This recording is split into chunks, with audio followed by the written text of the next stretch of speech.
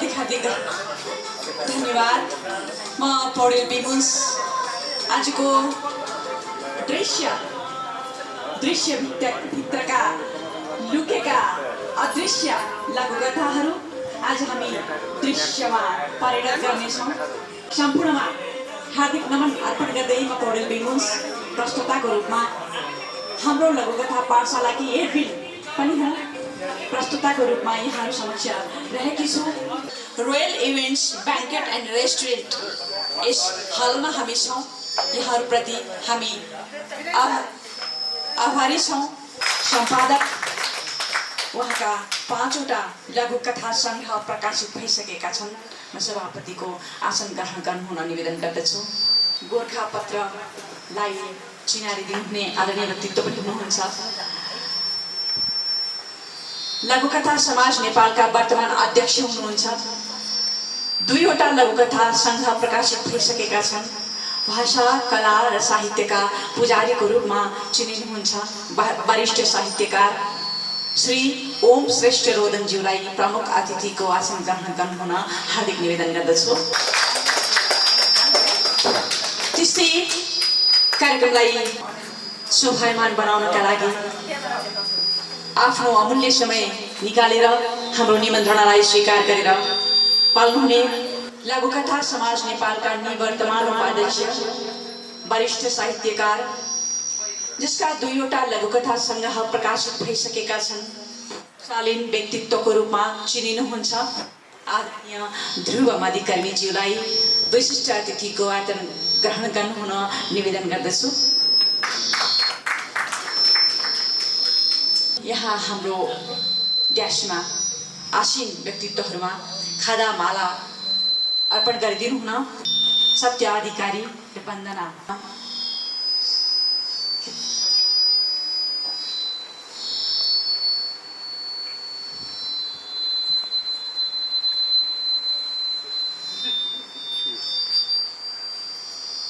आजको यस कार्यक्रमलाई अत्यन्त शोभायमान बनाउनका लागि हाम्रो लघुकथा पाठशालाको मर्यादा उचाउनको लागि चुल्याउनको लागि र लघुकथाका क्षेत्रमै आफ्नो स्थानमा रहेर योगदान गर्नुहुने सम्पूर्ण व्यक्तित्वहरू जो यहाँ आसीन हुनुहुन्छ, म नाम सम्बोधन गर्नेछु।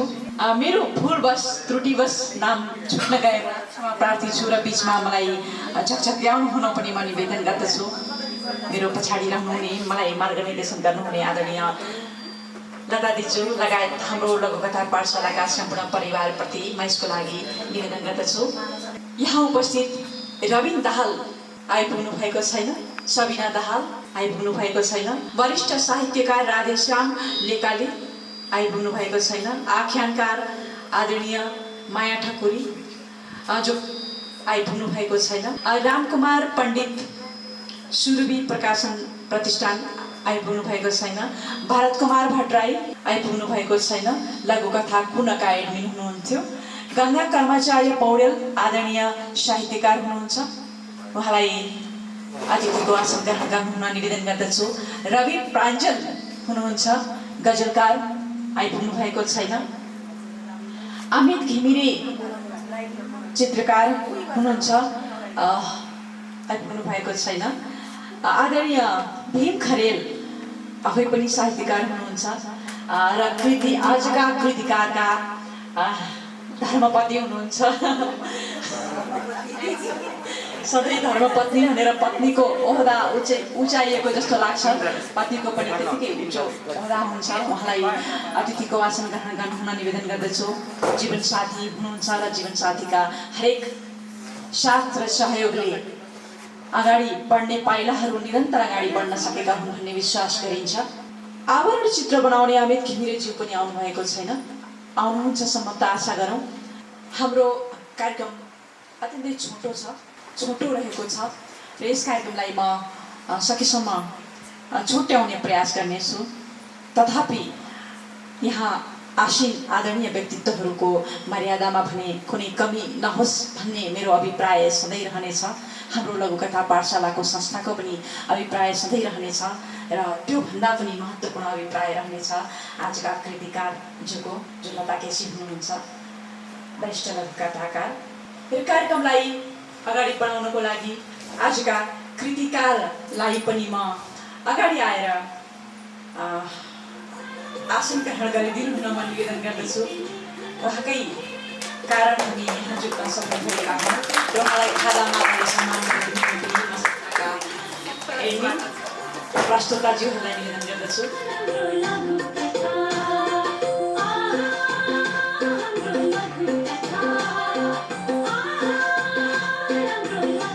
यस शब्द स्वयं अपुरो निर्मला बराल केसीको रहेको छ। यसमा स्वर भन्नुभएको छ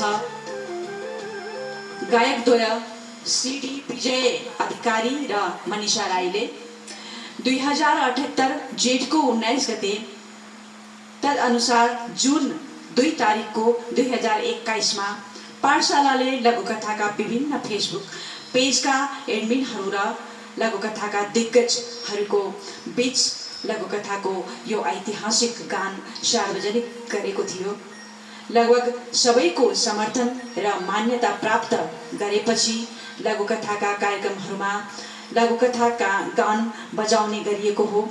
राष्ट्रिय कार्यक्रममा राष्ट्रगान भने जस्तै लघुकथा सम्बन्धी कुनै पनि कार्यक्रममा लघुकथा गान हाम्रो आह्वान पनि रहेको छ।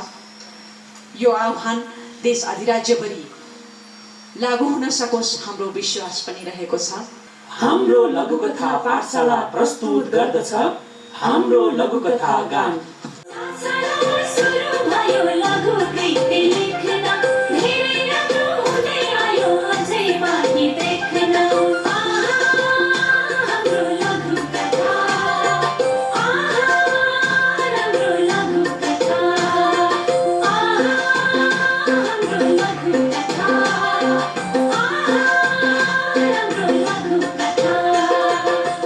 बुधबार प्रश्न सहित मन परेका लघुकथा विशेष कार्यक्रमका प्रस्तुता गंगा दाहाल न्यौपानेज्यूलाई स्वागत गान प्रस्तुत गरिदिनु हुन हार्दिक निवेदन गर्दछु।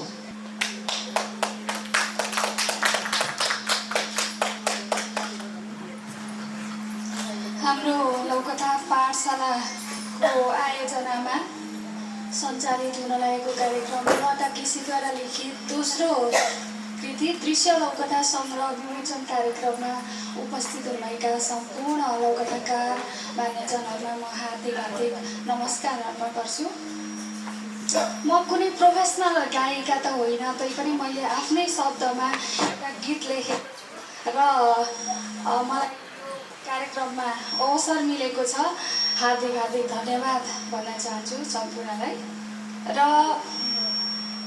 सानो स्वागत गीत सुनिदिनु हुन अनुरोध गर्छु। शुभकामना सङ्ग्रह दृश्यलाई हौसला होस् यी सबै शिष्यलाई। शुभकामना सङ्ग्रह दृश्यलाई हौसला होस् यी सबै शिष्यलाई। आजसम्म सङ्घर्षमा बिताइ रात दिन टाढा नगई कर्मबाट कहिले एकैछिन लघुकथा लेख्नु भाषामा विमोचन होस् हरेक वर्षमा। लघुकथा लेख्नु भाषामा विमोचन होस् हरेक वर्षमा। शिखरमा अझै चढ्ने आँटाइरहोस् शिखरमा अझै चढ्ने आँटाइरहोस्। लघुकथा जगतमा दृश्य छाइरहोस् लघुकथा जगतमा दृश्य छाइरहोस्। सम्झिनेछन् जुन र ताराले पढिरहन् जगत साराले। सम्झिनेछन् जुन र ताराले पढिरहन् जगत साराले। दृश्य लघुकथा सङ्ग्रह सबका हातमा दृश्य लघुकथा सङ्ग्रह सबका हातमा। चेतना र ज्ञान पनि छाउँछन् व्यवहारमा चेतना र ज्ञान पनि छाउँछन् व्यवहारमा। हामी सबै पाठकको कौतुकता हामी सबै पाठकको कौतूहलता बढ्ने बढ्ने शुभकामना सङ्ग्रह दृश्यलाई हौसला होस् यी सबै शिष्यलाई शुभकामना सङ्ग्रह दृश्यलाई हौसला होस् यी सबै शिष्यलाई धन्यवाद। हार्दिक हार्दिक आभार। साँच्चै हामी यस मञ्चमा उभिएका छौँ यी पाइलाहरू अझै अगाडि बढाउनका लागि। आज दृश्य हाम्रो अगाडि रहेको छ, यो दृश्यलाई अझै फराकिलो बनाउनका लागि लघुकथाकै इतिहासमा दृश्य अझै अगाडि बढिरहोस्, सदा छाइरहोस्। यी शब्दसारमा आफ्ना गीतहरू स्वागत गानको रूपमा प्रस्तुत गर्नुभयो, म आभार व्यक्त गर्दछु। र अब भने हामी स्वागत मन्तव्य समेत राखेर हामी प्रतीक्षामा रहेको घडी अथवा दृश्यावलोकन गर्न पाउने समयको अगाडि उभिनेछौँ। यति बेला म आदरणीय व्यक्तित्व स्वागत मन्तव्यका लागि निमन्त्रणा गर्दछु। हाम्रो लघुकथा पाठशालाका एडमिन तथा समीक्षक हुनुहुन्छ डाक्टर शेखर कुमार श्रेष्ठज्यूलाई स्वागत मन्तव्य राखिदिनु हुन निवेदन गर्दछु। धन्यवाद बेन्स पौडेल बहिनी। हाम्रो लघुकथा पाठशालाद्वारा आयोजित यो हाम्रा लघुकथा पाठशालाका संस्थापक लता केसीको दोस्रो कृति दृश्य लघुकथा सङ्ग्रह विमोचन कार्यक्रममा उपस्थित हुनुभएका सबैलाई पहिला एकमुष्ट स्वागत गरेँ। मेरो व्यक्तिगत तर्फबाट कथा कृतिकार लता केसीको परिवारको तर्फबाट हाम्रो लघुकथा पाठशालाको तर्फबाट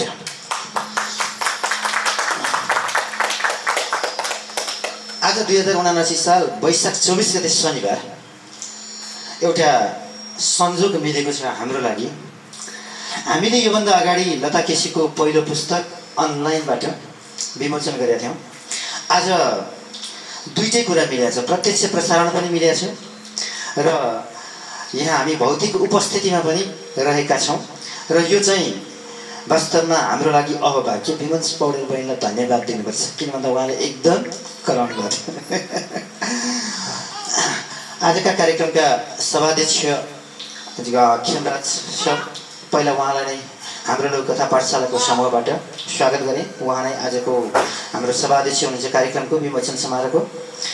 त्यसै गरी लघुकथा समाज नेपालका अध्यक्ष, लघुकथाकार, नियात्राकार, साहित्यकार सबै ओमरोदन सरलाई आजको यस कार्यक्रममा प्रमुख अतिथिको रूपमा हामीले स्वागत गर्न पाएका छौँ। उहाँलाई पनि हामी हार्दिक स्वागत गर्दछौँ।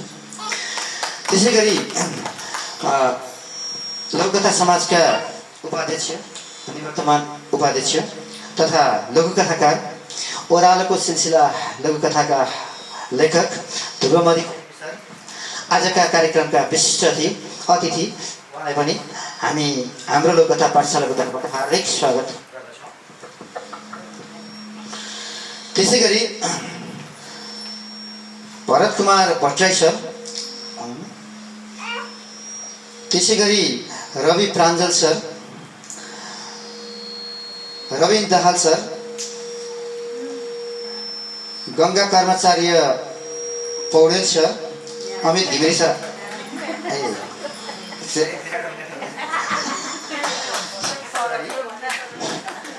फेरि मैले नमस्कार गरेँ त्यसपछि झुकिएको राधेश्याम लेकाली सर, रामकुमार पण्डित सुरभि प्रतिष्ठान, अमित घिमिरे सर, उहाँले आजको कृतिकारको आवरण पेज तयार पार्नु भएको छ। प्रेसदेखि लिएर डिजाइनर सबैले त्यो चित्रको प्रशंसा गर्नुभएको छ। उहाँलाई पनि हाम्रो लघुकथा पाठशालाको तर्फबाट हार्दिक स्वागत गरेँ यो विमोचन कार्यक्रममा। त्यसै गरी लता केसी दिजुको जीवनसाथी अनि कवि साहित्यकार भीम खरेल सरलाई पनि उहाँकै परिवारको तर्फबाट पनि स्वागत गरेँ, मेरो व्यक्तिगत तर्फबाट पनि स्वागत गरेँ।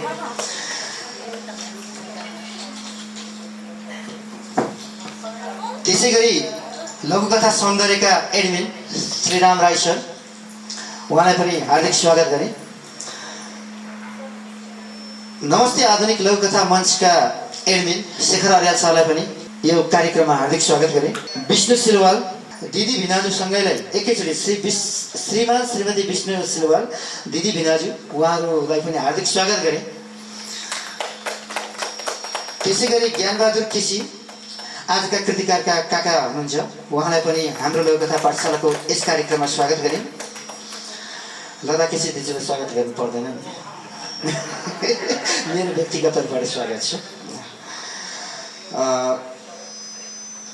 यसरी मैले यहाँ उपस्थित हुनुभएका बाँकी सबैलाई एकमुष्ट रूपमा हार्दिक स्वागत चक्रे र आजको यस लघुकथा कृति जुन दृश्य छ, अघि विमन्स पौडेल बहिनीले भनिसक्नुभयो, यो अदृश्य समाजका अदृश्य कुरा छ, परिवारका अदृश्य कुरा छ, व्यक्तिका अदृश्य कुरा छ।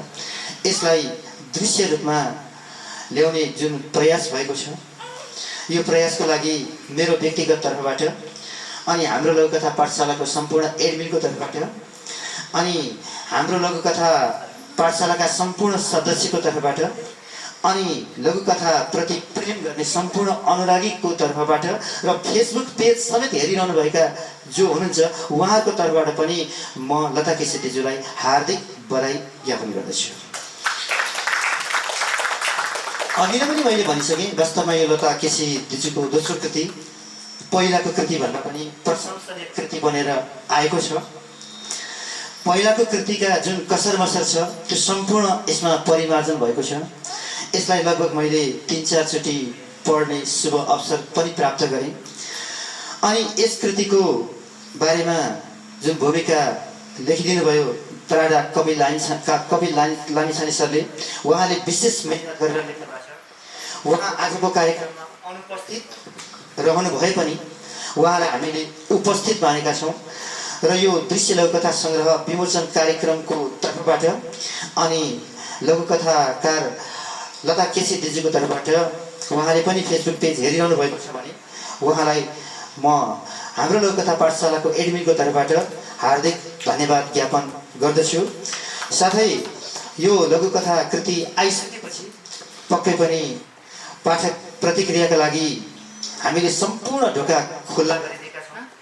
हामी आशा गर्छौँ सकारात्मक प्रतिक्रिया अनि हामी आशा गर्छौँ फेरि तेस्रो कृति पनि अर्को वर्ष निस्कियोस् भन्ने अपेक्षा हामीले गरेका छौँ।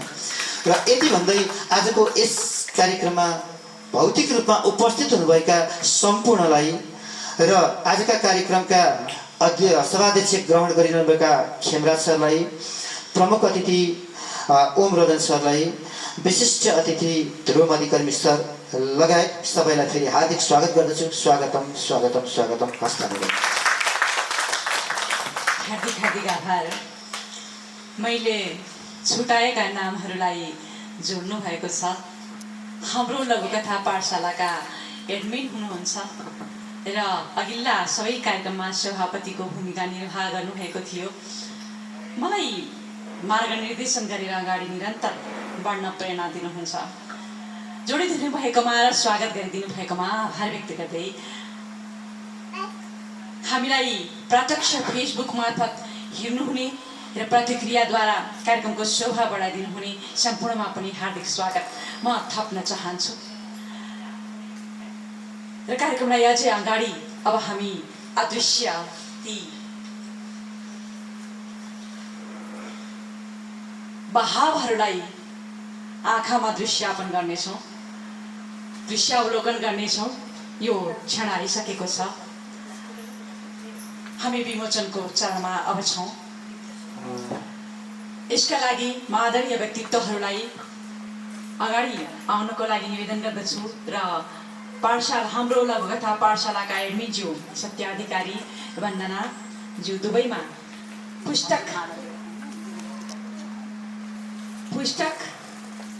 खादा माला समेत अगाडि आइदिनु हुन निवेदन गर्दछु। सहयोगी सरिता ज्यू उहाँहरूलाई पुस्तक वितरण, खादा वितरण र पुस्तक वितरण माला समेत शेखर अर्याल एडमिन हुनुहुन्छ नमस्ते आधुनिक लघुकथा मञ्चका, उहाँलाई पनि अगाडि आइदिनु हुन निवेदन गर्दछु। श्रीमान ज्ञानबहादुर केसी हुनुहुन्छ, कृतिकारका काका आदरणीय व्यक्तित्व, उहाँलाई अगाडि रोमा आइदिनु हुन निवेदन गर्दछु। कार्यक्रमका विशिष्ट अतिथि ध्रुव मधिकर्मीज्यूलाई पुस्तकका साथ तयारी अवस्थामा ल्याइदिनु हुन निवेदन गर्दछु। र म स्वयं पौडेल पिमुन्स छु, ओझेलमा परे पनि म छु भनेर यहाँले चिनिरहनु भएको छ। यहाँहरूमा निवेदन गर्दछु। र अब भने हामी विमोचनको चरणमा छौँ। लघुकथा गानलाई सुन्दै हामी दृश्यलाई अगाडि पस्किँदैछौँ। यसभित्र रहेका अदृश्य लघुकथाहरू पान गर्नेछौँ।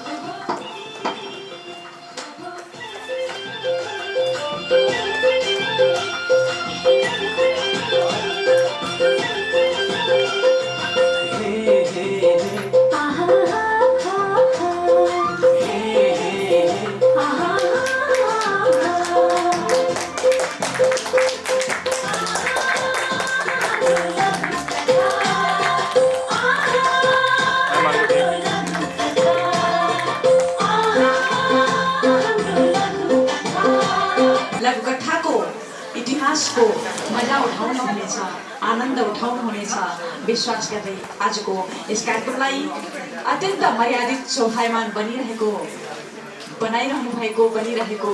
महसुस भएको छ। म कार्यक्रम अझै अगाडि बढ्ने अनुमति माग्दछु र आफ्ना व्यक्तिगत अनुभव समेत राखेर आफ्ना मन्तव्यहरू राखिदिनुहुन कार्यक्रमका विशिष्ट अतिथि ध्रुव मधिकर्मीज्यूलाई मन्तव्य राखिदिनु हुन निवेदन गर्दछु। सबैलाई हार्दिक नमस्कार।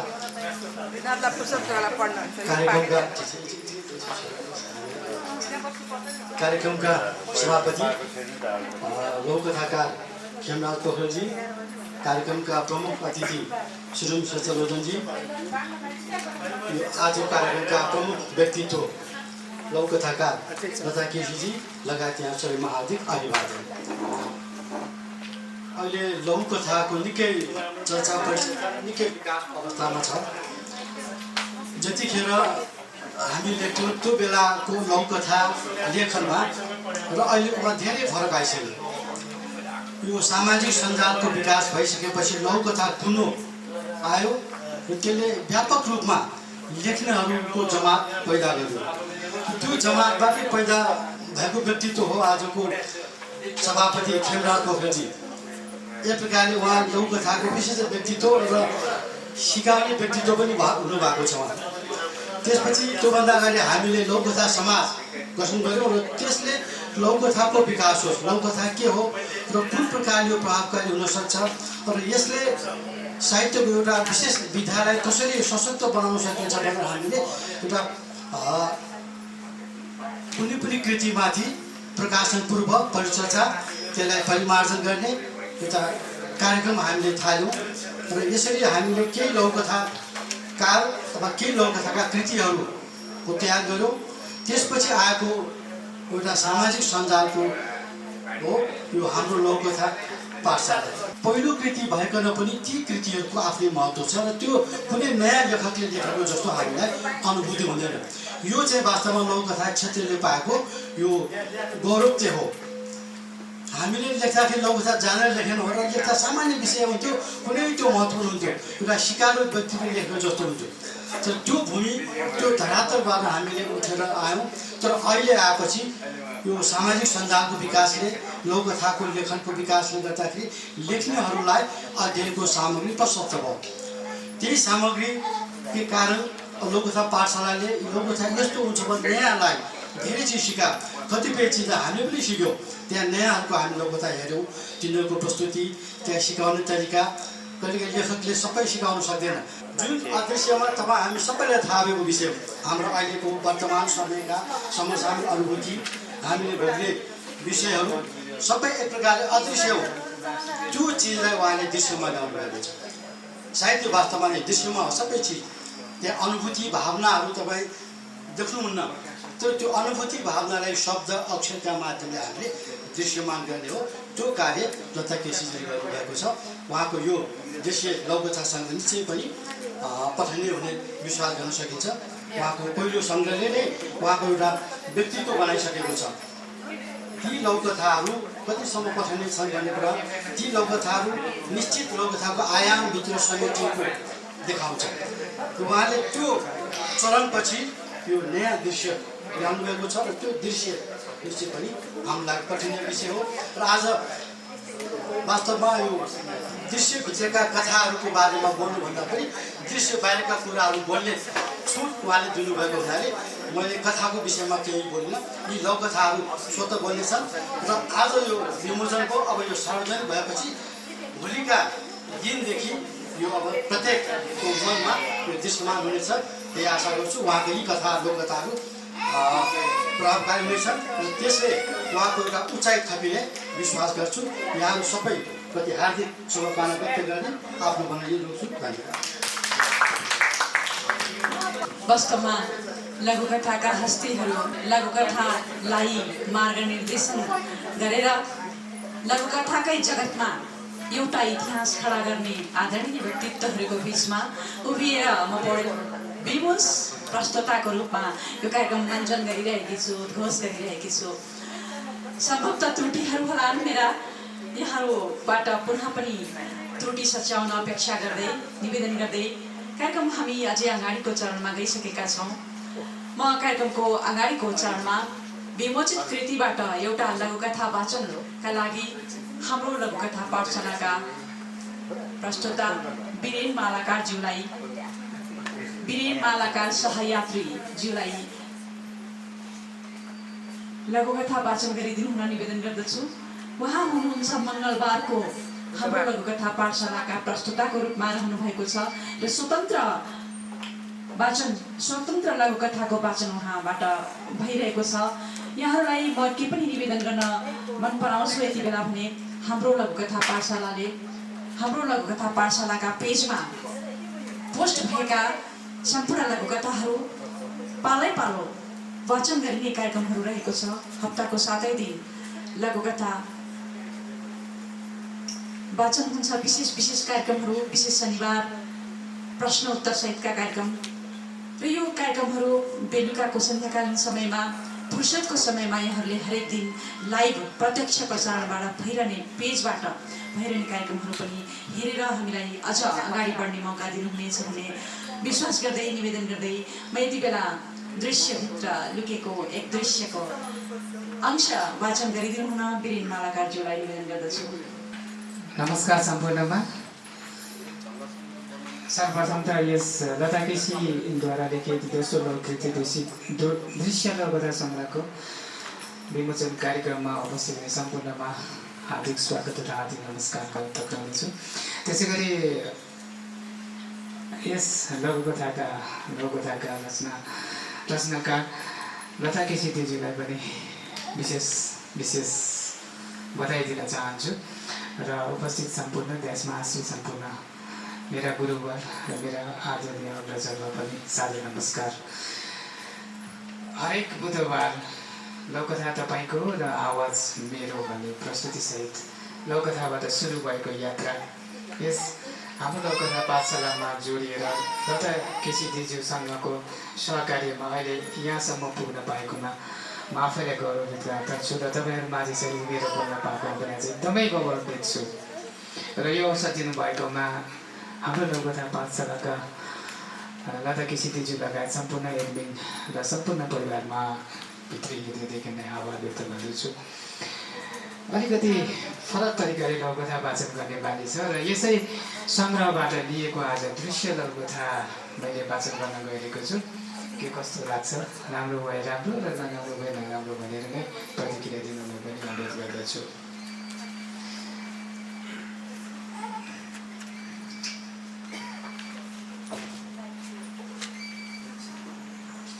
कस्तो संयोग हो यो, उसको घरमा आजैको दिन टुटु मुनि छोरो जन्मियो अनि बुढा भएको बुवाको मृत्यु। जन्म र मृत्युको खबर एकैसाथ सुनेर म उसको घरमा गएँ। ऊ हाँसो मृत्यु रोदनमा डुबेको थियो। मलाई अचम्म लाग्यो। बुबाको लास उठ्ने बेलामा ऊ मस्त हाँसिरहेको थियो। जबकि घरमा बाँकी सबै आर्तनादको कोलाहलमा डुबेको थियो। ऊ घाटमा पनि रोएन। डाकबत्ती दिँदा त झन् उसको अनुहार उज्यालो थियो। विधि विधानपूर्वक अन्त्येष्टि सक्यो। मलामीसँगै ऊ र म सँगसँगै फर्किँदै थियौँ। मैले सोधेँ, बुबाको मृत्युले तपाईँलाई दुखेन? ऊ केही बोलेन। त्यसपछि म पनि बोलिन। चुपचाप म उनकै घरमा पुगेँ। नवजात शिशु च्या रोइरहेको थियो। उसले नुहाएर कोरामा बस्नु पूर्व छोरालाई काखमा लिन चाह्यो। बच्चा बुबाको स्पर्शले शान्त भयो। ऊ भने बेसरी डाको छोडेर रुन थाल्यो। म लगायत सबै आश्चर्यचकित भयौँ। मृत्युमा हाँसो र जीवनमा रोदनको रहस्यले मलाई बोल्यो। मैले मन थामेर कारण सोधेँ। उसले गम्भीर भएर भन्यो, बुबाले मुक्ति पाउनु भयो, त्यसैले म किन रुने?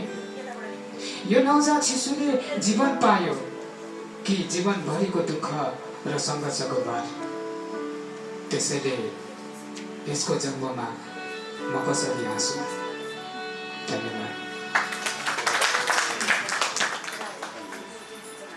हार्दिक आभार। यस्तै मिठा मिठा हाम्रा समाजमा घटेका घटनाहरू, हाम्रा समाजलाई बदल्न पर्ने हाम्रा कर्तव्य बोधहरूलाई अगाडि निवेदन गरिएका अंशहरू हामी यस लघुकथाको दृश्यभित्र पाउनेछौँ। हाम्रो लघुकथा पाठशालाकी एडमिन विशु श्रेष्ठज्यूलाई म निवेदन गर्दछु, जो शनिबारको कार्यक्रमको प्रस्तुता हुनुहुन्छ। शनिबार विशेष वाचनका लागि अगाडि आउनु निवेदन गर्दछु। आज हामी एउटा उल्लासको क्षणमा छौँ। हाम्रा अति आदरणीय प्रिय लता केसी दिदीको दोस्रो लोककथा कृति विमोचनको कार्यक्रममा छौँ। यस कार्यक्रमलाई अध्यक्षता गरिरहने आदरणीय खेम सर, त्यसै प्रमुख अतिथि श्री ओम सर लगायत अतिथिको रूपमा रहनुहुने सम्पूर्ण विशिष्ट व्यक्तित्वहरू, समग्रमा सम्पूर्णलाई नमस्कार। म अलिकति लता दिदी र हाम्रो लोककथा पाठशालाको बारेमा जोड्न चाहन्छु मसँग। म अहिले हाम्रो लोककथा पाठशालाबाट सञ्चालित शनिबार विशेष कार्यक्रम लोककथा वाचन सहित सञ्चालन गर्ने गर्छु। यसमा दिदीहरूको प्रेरणा उत्प्रेरणा सबै उहाँहरूको देन हो र म केही लोककथा पनि लेख्ने गर्छु। यो पनि म भन्न के पनि यहाँ उपयुक्त ठान्छु भने म केही साहित्यप्रति रुचि राख्दै थिएँ र फाटोफुटो लेखेर फुटकर रूपमा प्रकाशनमा पनि गइरहेका थिए र खासै त्यसमा फिडब्याक केही पनि पाएको थिएन। र हाम्रो लोककथा पाठशालामा मैले प्रेषित गरिसकेपछि त्यहाँबाट खास गरी हाम्रा आदरणीय दिदी लता केसी र राजु छेत्री सरलाई पनि सम्झनै पर्छ। उहाँले फिडब्याक दिनुभएर मैले पनि लोककथालाई केही बुझेँ भन्ने लाग्छ र त्यो सँगसँगै यहाँहरूसम्म आज यहाँ उपस्थित हुन पाएको छु। मलाई गर्व लाग्छ। मलाई दिदीप्रति एकदम अझै विशेष आभारी रहेकी छु भन्दै दिदीको यस्ता कृतिहरू हाम्रो मार्गदर्शन पक्कै पनि हुन्, आइरहन् भन्ने दिदीलाई पनि शुभेच्छा व्यक्त गर्छु। र मैले आज दिदीकै कृति दृश्यबाट एउटा लोककथा वाचनको लागि अनुमति चाहन्छु। लोककथा मैले यहाँ सबै भनिसक्नुभयो। यहाँ विमोचीले पनि सम्पूर्ण हजुरहरूले भनिसक्नु भएको छ। यहाँभित्र धेरै अदृश्य समाज लुकेको छ। तीमध्ये एउटा मैले आज पढ्न जुन पढाएँ त्यही नै यहाँ वाचनमा राख्नेछु। मृत्युपछि शीर्षकको लोककथा मैले यहाँ पढेर सुनाउनेछु।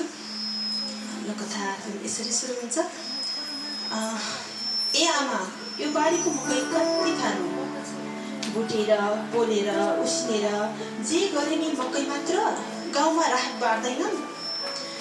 भात खान मन लाग्यो क्या? म बुझेर आउँ है। उनी आत्तिएर कराइन्, पर्दैन बाबु, नजा।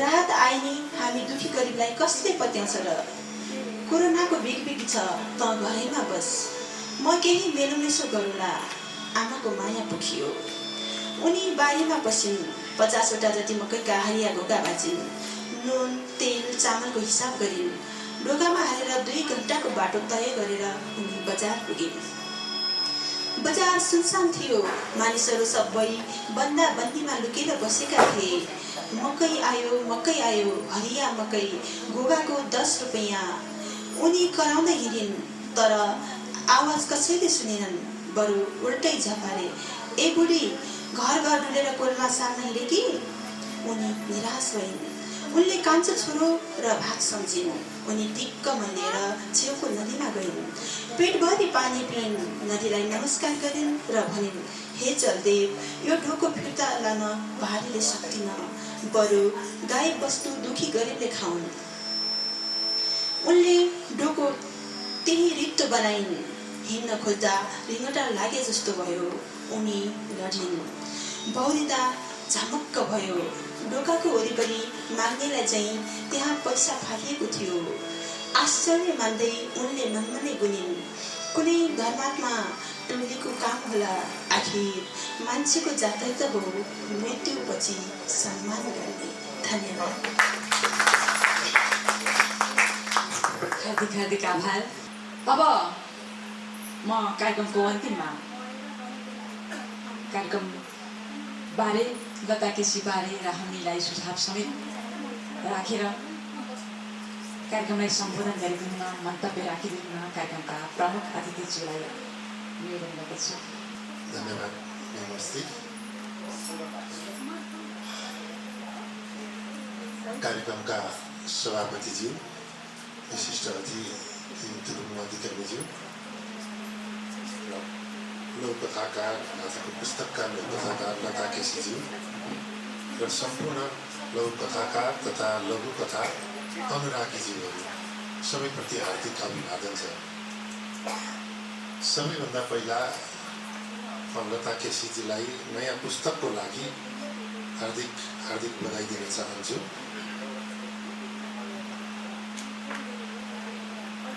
लघुकथा कस्ता छन् केही 2टा लघुकथा त अहिले सुनियो भने कस्तो लाग्छ भने कुनै समय लघुकथा साह्रै जटिल अवस्थामा थियो त्यो जटिलता पार गरेर आइसकेको छ प्रविधिले त्यसलाई अत्यन्त सहज बनाएको छ र विस्तार पनि गरेको छ सामाजिक सञ्जाल मार्फत सबैतिर सजिलोसँग पुग्न सकेकै कारणले गर्दा हिजोका अप्ठ्यारा लघुकथा भन्न साथै त्यसको विकास कसरी गर्ने त्यसलाई कसरी स्थापित गर्ने भन्दा पनि विवाद गर्न रुचाउनेहरू केही हुनुहुन्थ्यो अहिले प्रविधिको लोकप्रियता र यसप्रतिको आकर्षण र पाठकहरूको लोकप्रिय भएको कारणले गर्दा उहाँहरूको फेरि दोहोऱ्याएर यसरी बोल्न सक्नुभएको छैन सधैँ लघुकथालाई के भन्ने लघुकथालाई कहाँ लघुकथा भन्नुहुन्छ अङ्ग्रेजीमा त के सर्ट स्टोरी भन्छ माइक्रो स्टोरी भन्छ मिनी स्टोरी भन्छ सर्ट स्टोरी भन्छ खालि यस्तै मात्र कुरो हुन्थ्यो हामीले के भन्यो भने त्यो बाबा सिमेन्टको नाम नेपालीमा किन हुन सक्छ भएन त सिमेन्टको नाम सिमेन्टै नेपालीमा प्रचलित भयो लघुकथाको नाम पनि नेपालीमा लघुकथा नै भनौँ न अङ्ग्रेजीमा लेख्नु पर्दा एलएचजिएचयु केटिएचए नै गर्यो भने के हुन्छ यस्ता धेरै शब्दहरू छन् जुन त्यही नामबाट प्रचलित छ हरेकको परिभाषा विदेशी भाषाबाटै अथवा छिमेकी राष्ट्रको विद्वानहरूबाटै परिभाषित गर्नुपर्छ भन्ने हिजोको परम्परागत सोच हो जस्तो लाग्छ अब हामी सक्षम भइसकेका छौँ धेरै कुरामा मलाई अहिले एकदमै खुसी लाग्छ। लघुकथाप्रतिको आकर्षण, लघुकथाको प्रकाशन, लघुकथाको निरन्तरता, लघुकथामा भइरहेका कार्यक्रमहरू, यसले लघुकथालाई नराम्रो गरेको छैन। भेल आयो भन्छ कहिलेकाहीँ, धेरै आयो भन्छ, त्यस्तो पनि होइन।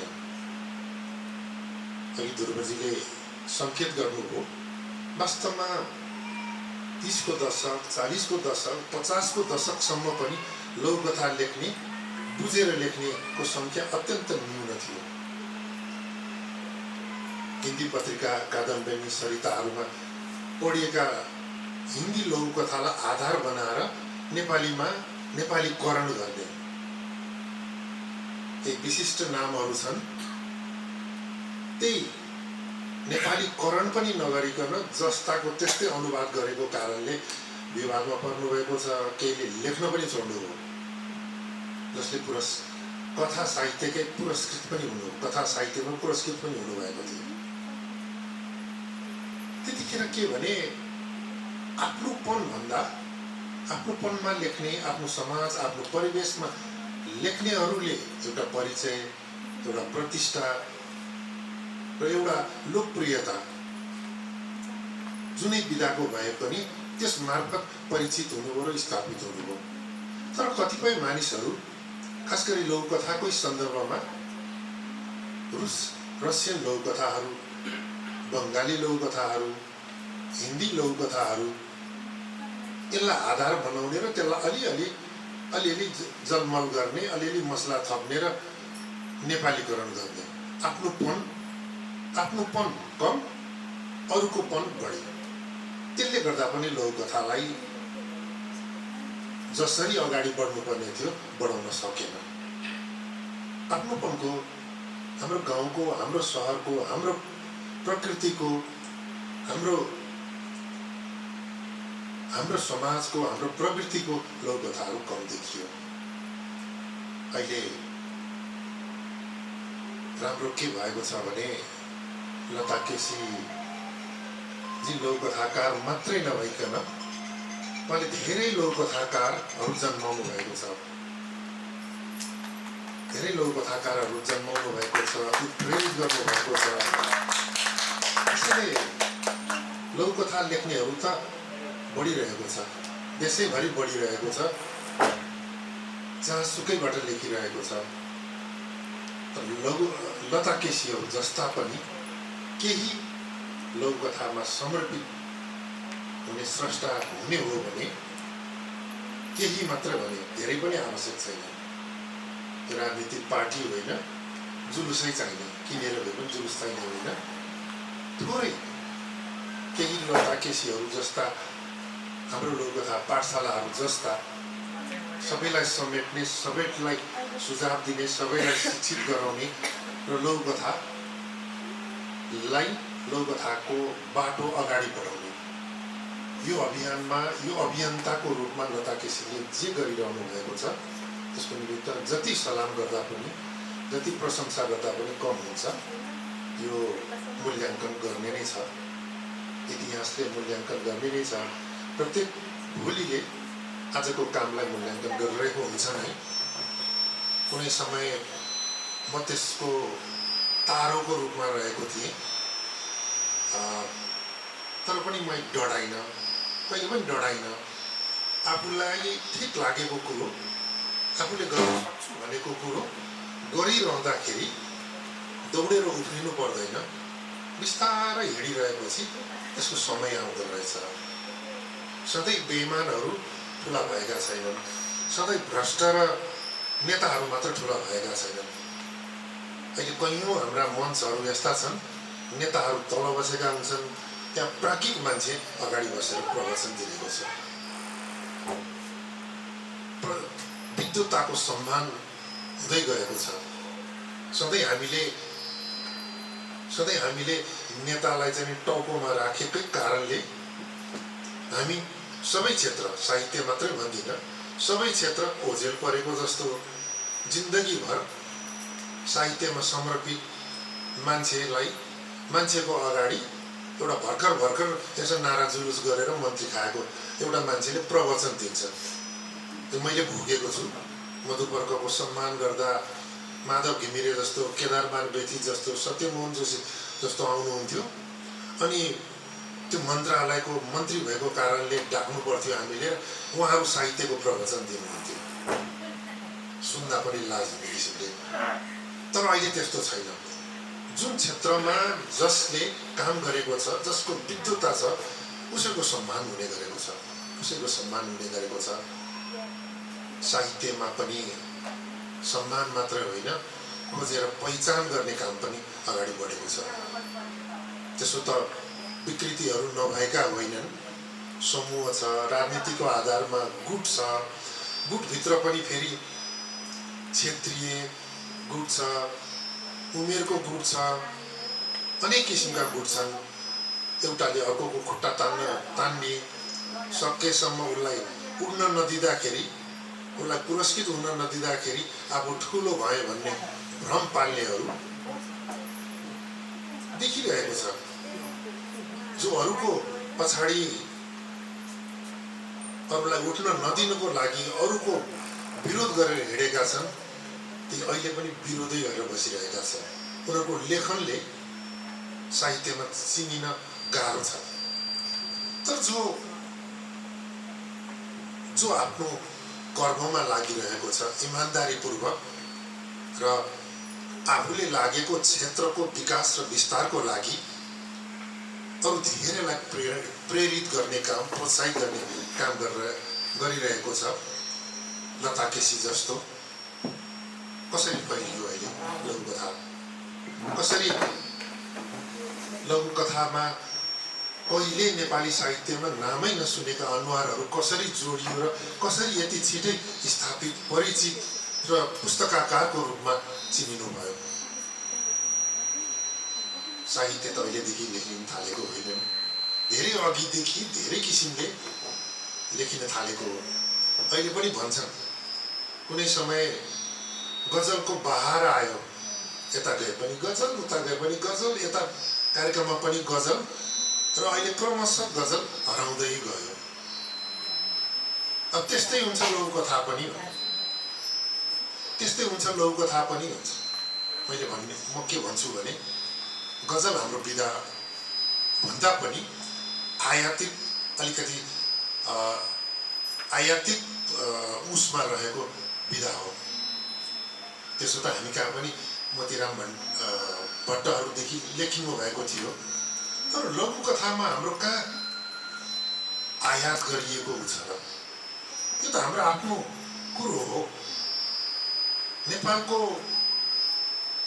रुसमा के भन्छ लघुकथालाई, जर्मनीमा के भन्छ, फ्रान्समा के भन्छ, त्यो आफ्नो कुरो हो। हरेक कुराको आफ्नो देशमा आफ्नो परिचय छ, प्रतिष्ठा छ। नेपालको लघुकथा त नेपालकै हो नि। त्यसैले यो जुन गतिमा अगाडि बढिरहेको छ, जुन रूपमा लघुकथा लेख्नेहरू बढिरहनु भएको छ, जुन रूपमा लघुकथा पढ्नेहरू बढिरहनु भएको छ, त्यो सित्तिमिति घट्दैन भन्छु। हुन सक्ला प्रविधि प्रयोग गरेको कारणले यस्तो भएको भए तापनि अब प्रविधि बिना संसारको कुनै पनि कुरा सम्भव हुँदैन। अब प्रविधि दुर्लभ हुने, घट्ने, नेपालमा हामी कहाँ जस्तो लोड सेडिङ भएर प्रविधि ओझेलमा पर्ने, अब त्यो सम्भावना छ जस्तो लाग्दैन। अब प्रविधि भनेको मानिसको बाध्यता, जीवन शैली बनिसकेको छ।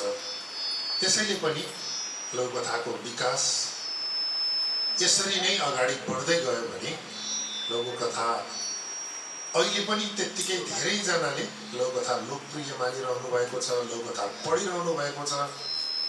कविता लेख्नेहरू लघुकथा लेख्न थाल्नु भएको छ, महाकाव्य लेख्नेहरू लघुकथा लेख्न थाल्नु भएको छ, खण्डकाव्य र महाकाव्य लेख्नेहरू, उपन्यास लेख्नेहरू लघुकथा लेखिरहनु भएको छ।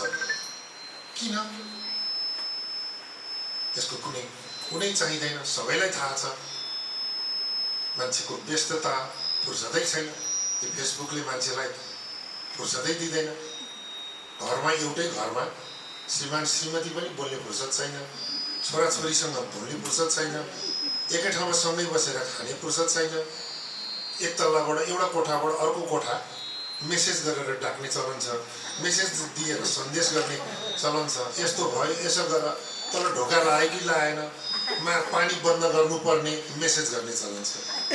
प्रविधिले हामीलाई मानवीय संवेदना र भावनासँग टाढा बनाए तापनि सरलता बनाएको छ नि, सरलता बनाएको छ।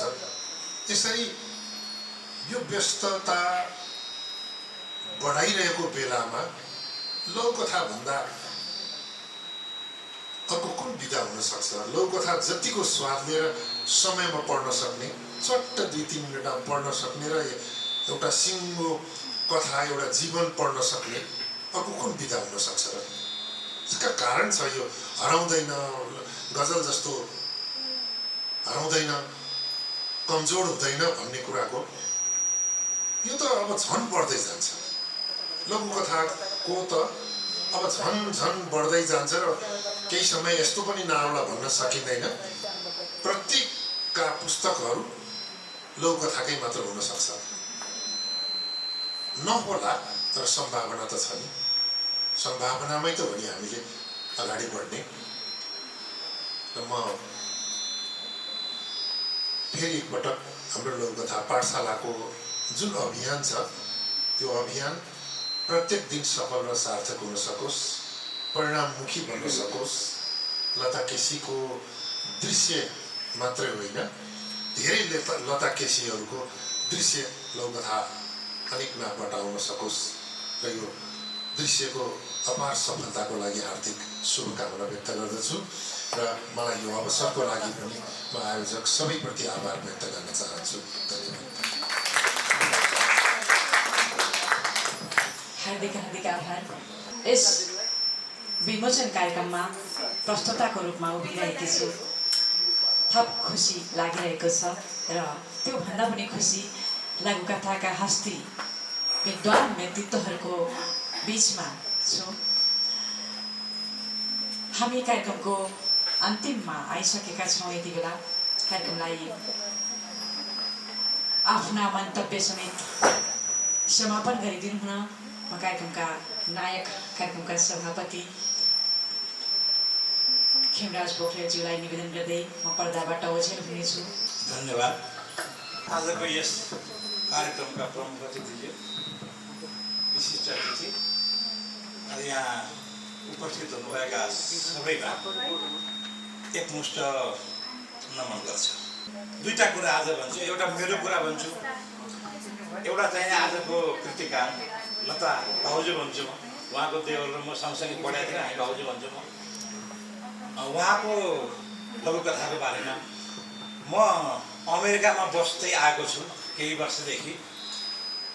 लता भाउजूले भर्खर लघुकथा लेख्न थाल्नु भएको थियो, एकदम राम्रो लेख्नु भएको थियो। त्यो म एउटा दुईवटा लेख्ने बित्तिकै यसमाथि सम्भावना छ, यसमाथि सम्भावना छैन भनेर त्यो एउटा दुईवटा हेरेपछि अलिअलि थाहा हुन्छ। अनि मैले नि सोधखोज गरेँ, म नेपाल आउँदाखेरि हजुरसँग भेट्छु भने त्यति बेला हजुरै भन्थेँ।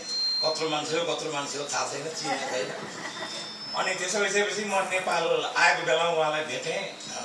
उहाँले लघुकथाको बारेमा त्यति बेलासम्म लेखिसक्नु भएको थियो, धेरै लघुकथाहरू। उहाँको कृति निस्क्यो, त्यो कृतिमा मैले समीक्षा पनि गरेको छु। त्यो छ। अब लता केसी लघुकथाका कस्तो हो भन्ने कुरा अब यहाँहरू कतिलाई थाहा छ छैन। टेस्टिफाई भन्छ नि अङ्ग्रेजीमा, टेस्टिफाई लघुकथाकार हो। त्यो क्यानाडाको क्यालगरीमा एउटा संस्थाले अन्तर्राष्ट्रिय लघुकथा प्रतियोगिता गर्नु पर्यो भनेर मसँग सल्लाह गर्यो। अनि मैले भने त्यसो भए गर, तर एउटा फर्मुला चाहिँ अपनाऊ। 3वटा जान्छ कि भनौँ न, न्यायाधीश निर्णायक 3वटा छान, एकले अर्काको थाहा नहोस् को छ भनेर। र त्यो नाम चाहिँ हटाएर तिमीले लघुकथा पठाइदियो। नाम भयो भने ह्युमन एरर आउँछ। मैले चिनेको मान्छे छ भने मैले जान्नु पऱ्यो भने अलिकति नम्बर त्यसमा प्लस गरिदिइहालेँ। यो ह्युमन एरर हो, यो संसारभरि छ, नेपालमा मात्रै होइन। अनि त्यो भइसकेपछि त्यसै अन्तर्गत एउटा जान्छ कि म थिएँ, अरू दुईवटा जान्छ कि को हुनुहुन्थ्यो मलाई अहिलेसम्म थाहा छैन। अनि त्यो प्रतियोगितामा हाम्रो लता भाउजू चाहिँ दोस्रो हुनुभयो।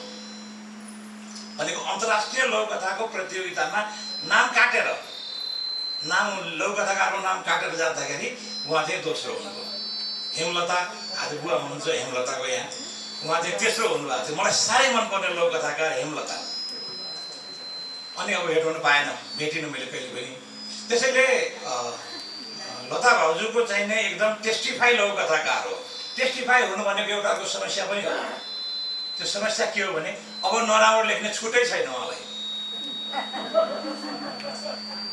म भर्खर सिक्दैछु, म लेख्दैछु, जान्दैछु, म धर पाइँदैन। किनभने टेस्टिफाई भनिसकेको त्यो हो। त्यस कारणले उहाँ टेस्टिफाई लौकथाकार हो। र लौकथाकार भन्दा उहाँको लौकथा मैले कहिले कहिले पढाएको छु, यो यसमा भएका पनि कति कति फुटको रूपमा पढाएको छु। लौकथाकार भन्दा उहाँ चाहिँ अभियन्ता हो, लौकथाको अभियन्ता हो। जति लौकथा राम्रा छन् त्योभन्दा धेरै राम्रो चाहिँ उहाँको अभियन्ता स्वभाव छ। अभियान सञ्चालन गर्ने लिडरसिपको छ उहाँको। एकदम टक टक टक टक यसले यसो गर, यसले यसो गर, यसले यसो गर, खेमराज आइज यहाँ अगाडि बस भन्ने टाइपको उहाँको यो लिडरसिप छ। यो लिडरसिप लौकथाले गर्दाखेरि, उहाँको लिडरसिपले गर्दाखेरि मैले पनि आज अवसर पाएको र यहाँ धेरै हामी यसमा भएका छौँ। अब मौका यही हो, अलिकति बेला कुरा पनि भन्नै पऱ्यो। यही बेला फेरि कहिले भन्नु। मेरो अहिले अब यो जेठको पहिलो हप्ता हाम्रो एउटा लौकथाको सामूहिक विमोचन भइरहेको छ, जसमा मेरो 6औं लौकथा कृति निस्किँदैछ। यहाँहरू सबैलाई निम्तो, खालि डेट मात्रै अब हामीले फिक्स गर्ने किताब आइसकेका छैन, बाँकी छ। सामाजिक सञ्जालमा देख्नुभयो भने पनि बोलाएको छैन नभनिकन सबैजना खरेर त्यो कार्यक्रममा आउनुभएको छ। अनि मेरो लौकथा लेख्ने अभियान अन्तर्गत म लौकथा कुनुको एडमिन हो, अहिले पनि हो। अनि लौकथा कुनुकोमा यसो पढ्दै जाँदाखेरि एउटा मैले लौकथा लेखेँ, फिङ्गर प्रिन्ट भन्ने। लगभग 150-200 जना मलाई नचिनेका पाठकहरूले, म एकदम नयाँ हो साहित्यमा, उहाँहरूले चाहिँ एकदम राम्रो एकदम राम्रो एकदम राम्रो भनेपछि अब बाहुनले अलिक फुर्किने हुन्छ क्या। म फुर्किँदै गएँ, लेख्दै गएँ। 2टा सङ्ग्रह त मैले एकैपल्ट विमोचन गरेँ। थाहै पाएन कि लौकथा भयो कि भएन भनेर। त्यसपछि कृति आयो लौकथाको सिद्धान्त।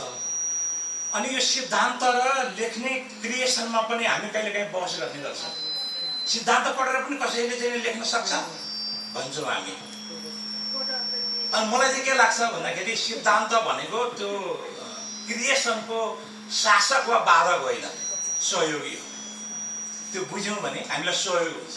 लौकथाको सिद्धान्त पढेर लौकथा लेख्न सकिँदैन, पक्का सकिँदैन। तर लौकथाको सिद्धान्त पनि हेरेर अनि त्यसपछिबाट पनि हामीले आफ्नो क्रिएसनलाई बढायौँ भने राम्रो चाहिँ लेख्न सक्छौँ भन्ने मेरो आफ्नो निजी धारणा छ। अनि गजबको कुरा यहाँलाई सुनाउँछु। मेरो पहिलो या दोस्रो लौकथा कृतिको भूमिका लेख्न कुमार कोइराला सरलाई दिएँ। उहाँले मेरो पाण्डुलिपि पढेर यो चाहिँ भन्नुभयो। भनेको यो मजाले त भन्नु भएन, तर यो चाहिँ नराम्रो नराखे नि हुन्थ्यो, यो चाहिँ नराखे नि हुन्थ्यो भन्नुभयो। एउटा लौकथा कृतिको भूमिका उहाँलाई दिएँ, श्री श्रेष्ठलाई।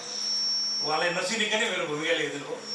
अनि दिने बेलामा 2-4 चाहिँ भन्नुभयो, तर उहाँले चाहिँ इङ्गित गर्नु भएन। यो तेरो 2-4 यो भन्ने इङ्गित गर्नु भएन। कुमार कोइराला सरले चाहिँ इङ्गितै गर्नुभयो। घरमा आएर यसो विचार गरेँ, यो त मैले पनि लेखेको त सिर्जना छ, यसलाई चाहिँ किन माग्दा यसरी चाहिँ मलाई भोलि कसले चिन्छ र म चिनेको मान्छे होइन, एउटा यो कुन पुग्छ भनेर मैले लेखेँ। अहिले मैले 6औं लौकथा कृति लेख्दाखेरि पिडिएफ भइसकेपछि 15वटा लौकथा फालेर नयाँ हालेँ। भनेको मतलब अब हाम्रो चाहिँ विचार त्यसरी परिष्कृत हुँदै हुँदैको दायित्व आयो। खेमराजले कस्तो लौकथा लेखाएको छ भनेर हेरिदिने दिन आयो बिस्तारै। त्यसले गर्दाखेरि मैले के यसो पढेँ, 100 पल्ट पढेँ होला, 10 पल्ट 20 पल्टको के कुरा हो र। त्यस कारणले मैले के भनेको भन्दाखेरि लघुकथा एउटा लघुकथा सङ्ग्रह निकाल्ने बेलासम्म छुट रहर हुन्छ। जसरी मैले कुमार कोइरालाको कुरा पनि मानिन्न, हाम्रो श्री सरको कुरा पनि मानिन्न। यदि उहाँले इङ्गित गर्नुभएको थिएन, यो तेरो राम्रो छैन है भन्नुभएको थिएन, मानिन्न। एउटै रहर थियो क्या, अब एकदम रहर थियो। रहर छ, एउटा चाहिँ निकालिहाल्नु। तर दोस्रो निकाल्ने बेलामा हामीले अलिकति स्तरको विचार गर्नुपर्छ भन्ने मलाई लाग्छ। अब हामीले चाहिँ स्तरको पनि विचार गरेर लिएर जानुपर्छ। अर्को कुरा श्री अघि प्रमुख अतिथिले भनिसक्नुभयो नेपाली लघुकथा। यो नेपाली लघुकथा भनेको हामीले विकास गरेको लघुकथा हो। हाम्रा अग्रजहरूले यसमा अनेकौँ हन्डर खाँदै सिद्धान्त बनाउँदै बिस्तारै बिस्तारै विकास गरेर हामी एउटा अहिले रूपमा आएका छौँ, एउटा फर्मेटमा आएका छौँ। अब यो भएन, यो लघुकथा भएन भनेर त्यो भन्नुभन्दा अहिले जुन एउटा फर्मेट बनिसकेको छ नेपाली लघुकथा क्षेत्रमा, हामीले त्यसलाई हुबहु त म भन्दिनँ, तर अनुसरण गऱ्यो भने हामी अलि अगाडि लघुकथामा पुग्छौँ भन्ने मलाई लाग्छ। हाम्रो आइडेन्टिटी बन्छ। मैले अङ्ग्रेजीको हेरेँ, अब यहाँ म अमेरिका बस्ने हुनाले अब यो लघुकथामा अलि धेरै नै हेर्नु पऱ्यो भनेर अङ्ग्रेजीमा के डिभिजन रहेछ भनेर हेरेँ। फ्ल्यास फिक्सन भन्दो रहेछ 1000 शब्दसम्मको लागि, माइक्रो स्टोरी माइक्रो फिक्सन भन्दो रहेछ 300 शब्दको लागि, ठ्याक्कै 50 शब्दको लागि मिनी सागा भन्दो रहेछ। अब यसरी ठ्याक्कै ठ्याक्कै उनीहरूको चाहिँ बनाएको छ, त्यसमा पनि विवाद छ।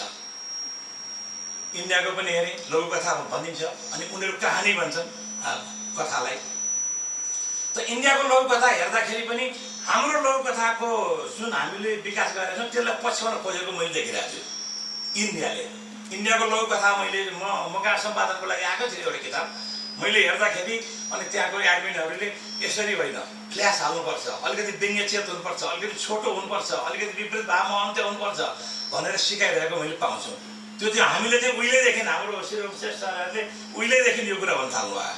त त्यस कारणले गर्दाखेरि मेरो अनुरोध के हो भने म त यो लघुकथाको अब चाहिँ अलिकति स्तर मेन्टेन गरौँ, अलिकति राम्रो लेखौँ, अलिकति सिद्धान्तलाई नै हेर्नु। राम्रो लेख्नलाई सिद्धान्त हेर्ने हो, राम्रो विषयवस्तु छान्नलाई समाजबाट लिने हो, अर्काको पढ्ने हो राम्रो, तर सिद्धान्त नै पढ्ने।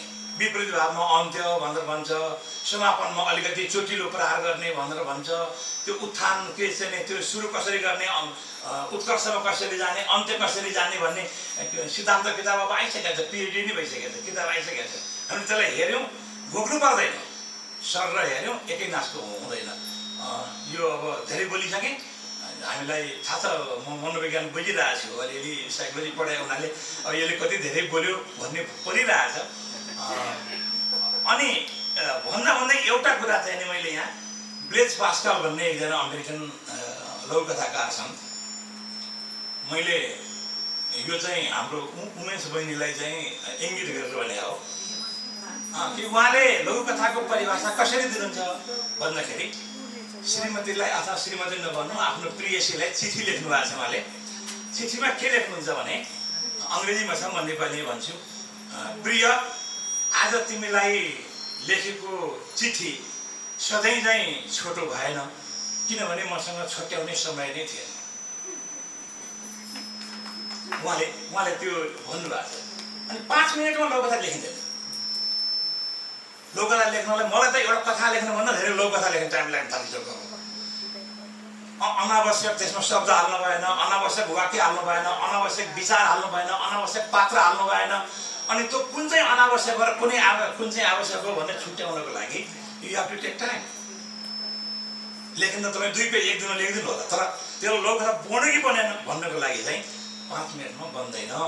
त्यसो भएको हुनाले हामी सबै लघुकथाकार छौँ, करिब सबै। हाम्रो पिता मर्दाई पनि अमेरिकामा हुनुहुन्छ, हामी सँगै छौँ। उहाँ चाहिँ काव्यकार हो, पदमकाले हामीसँगै पढाएको।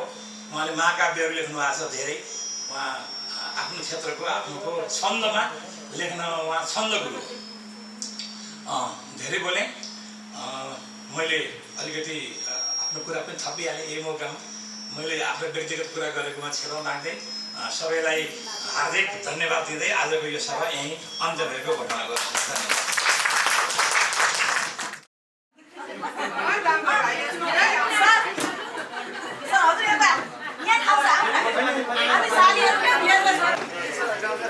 धन्यवाद।